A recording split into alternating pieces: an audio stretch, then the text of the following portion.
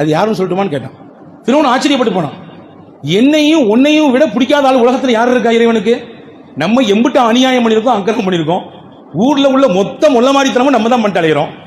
எல்லாத்தையும் கெடுக்கிற வேலை, எல்லாத்தையும் வழிகெடுக்கிற வேலை, எல்லாத்தையும் அநியாயம் பண்ற வேலை நம்ம தானையா பண்றோம். நம்மளை விட இறைவனுக்கு பிடிக்காத ஒருத்தர் இருப்பானா யார் அதுப்பா சொல்லி அப்படின்னு கேட்டான் ஃபிரௌன். இப்லீஸ் சொன்னா, மனிதர்களுக்கு இடையிலே ஏதாவது சில நேரங்களிலே முன்பின் ஆகும் சமயத்திலே பெரிய மனசு பண்ணி நீங்க இதை விட்டுருங்க, அல்லாவுக்காக வேண்டி பொறுத்துக்குங்க, என்னை மன்னிச்சிருங்கன்னு சொல்லி ஒருத்தர் வந்து கேட்கிறாரு.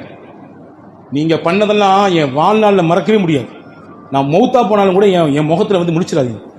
உங்களுக்கும் எனக்கும் உள்ள உறவு போச்சு, இத்தோட போச்சு, நமக்கு இடையில இருக்கக்கூடிய ரிலேஷன்ஷிப் கட்டு போச்சு போங்க என்று ஒருவர் முகத்தில் அடித்ததை போன்று பேசி திருப்பி விடுகிறார். அருமை நாயகம் ஸல்லல்லாஹு அலைஹி வஸல்லம் சொன்னார்கள், இப்படிப்பட்ட மனிதர்கள் அல்லாஹ்விற்கு வெறுப்பானவர்கள்.